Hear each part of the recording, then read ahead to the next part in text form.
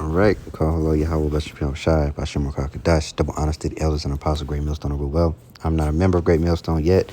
I've entered into their labors. Peace, mercy, and blessings to the sincere brothers and sisters doing this, wherever you are, whatever your lot may be. Back at you with one more. I always say it's gonna be quick, and it ends up being like between 20 and 40 minutes. But that's just the spirit, and I'm thankful for that. However, I do believe this time this one will be, a couple of precepts. We're in and out. But equally, I pray that you are edified, whether it's short, whether it's 5 minutes, an hour, I'm 2 hours, whatever it is. I just pray that you're edified, that somebody sees this and they gain some sort of understanding. That is my the ultimate prayer when I do these things. And I've never been someone who was long-winded, so it's kind of strange. I try to get to the point, and I never really have much to say. But when it comes to this word, I got plenty. So call hello Yahweh about me outside. But let this thing roll. We're going to get a couple precepts, and then we're going to be out. The sense that when you talk about black empowerment, you are in some way discriminating against white people or others. How do you address that? Well, very simply, Rock, first of all, let them know that every group on this earth understands that you're in a team relationship. Racism is a team sport. It came into existence as a team. You play as a team or you lose by default. Right. So Dr. Jacqueline Battlelord does a good, teaches a good lesson about the history of so-called whiteness and blackness. And it was around the early, mid-1600s, I believe. And pretty much these elites were realizing that they were outnumbered because they treated their own people the way they treated us. Go figure, they can't even rule the kingdom properly.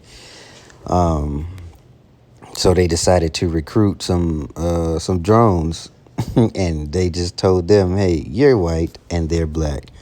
You are better because, and I'm roughly paraphrasing, you're better because you're white and they're not because they're black. Okay. In comes the pseudoscience, in comes the bashing of skulls to see why the Negro is so subpar and inferior, quote unquote.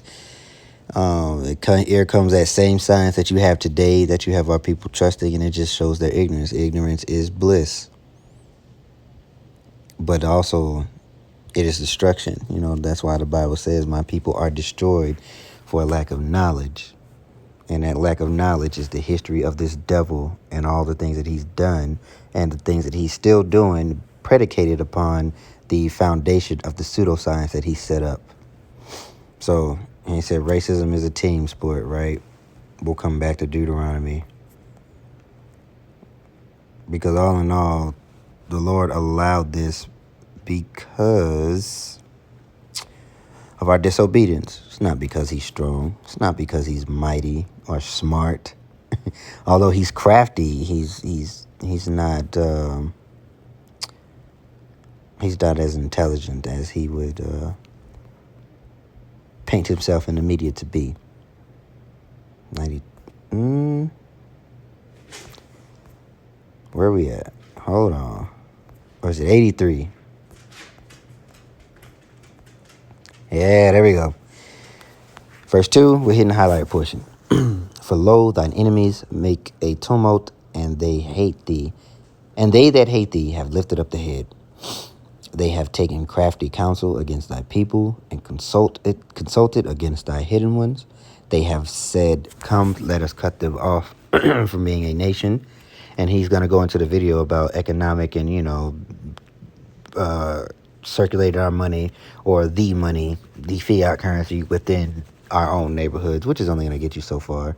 But how you cut off a nation is you cut off their economy, and those are two important things: a culture and their economy. And they've done both.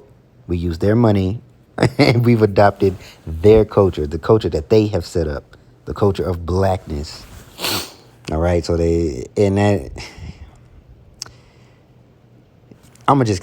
just keep reading. All right.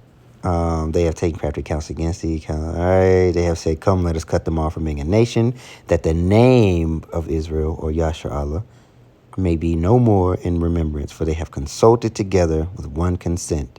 they are confederate against thee. Okay, and there it goes into telling you who the see how it lists the tabernacles of Edom. Edom is the first one on the list, right? And you know that from the book of Genesis, where the two nations, I believe that's Genesis 25, there was two nations in her womb, right? Esau and Jacob, two manner of people. And those are the main characters of the story that Yahweh has written, and it is currently playing out. And we're seeing the result of the curses being turned upon them, and how that devil is coming down with great wrath because he's seeing his time is short. Let's go.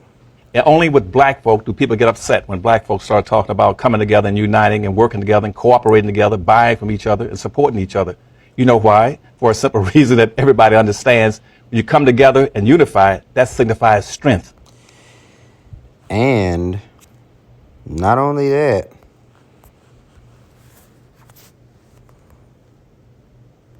name.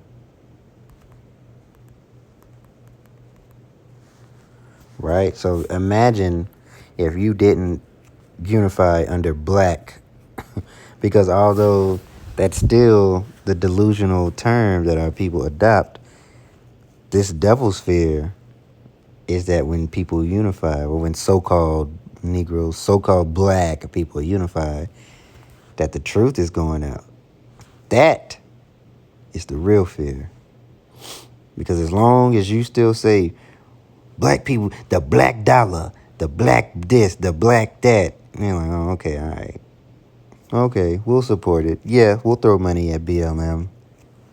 But if you trying to unify in the name of the Lord, right, in the true name, not Jesus, not Yehoshua, not all that other all that other stuff. What did I say? Proverbs 18. But if you under the name, the true name, because that is the banner. Proverbs 18.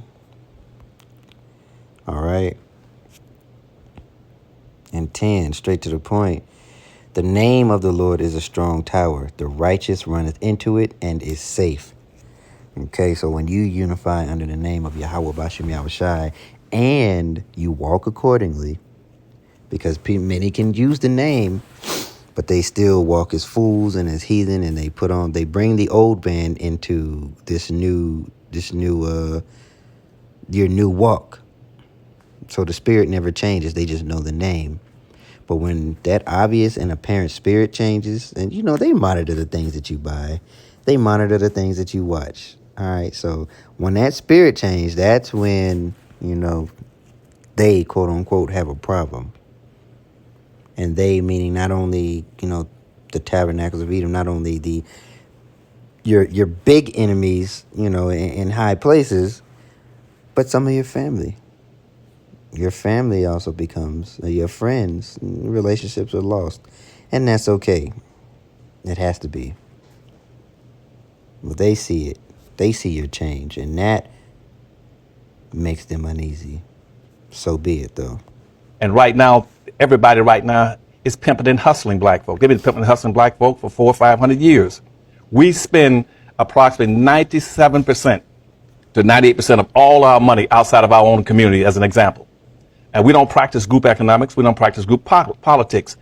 All that makes, when we spend 98% of all our money outside of our community, what that does, it makes the other groups enriched. They now are living off of two incomes. They live off of one. Right. And isn't that going to be their ruin?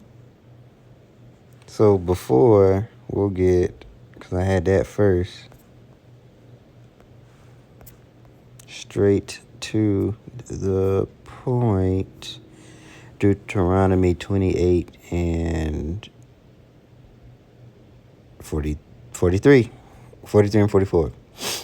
The stranger that is within thee shall get up above thee very high, and thou shalt come down very low. He shall lend to thee, and thou shalt not lend to him. He shall be the head, and thou shalt be the tail.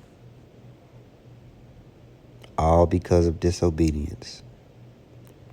Let's keep going. Moreover, all these curses shall come upon thee. So go back and read them if you don't already know them, if you're not already familiar. and shall pursue thee and overtake thee till thou be destroyed, because thou hearkenest not unto the voice of the Lord thy power, to keep his commandments and his statutes which he commanded thee. Now the beauty is that from the foundation of the earth, he has chosen some, right, that we be blameless under Yahweh Shai.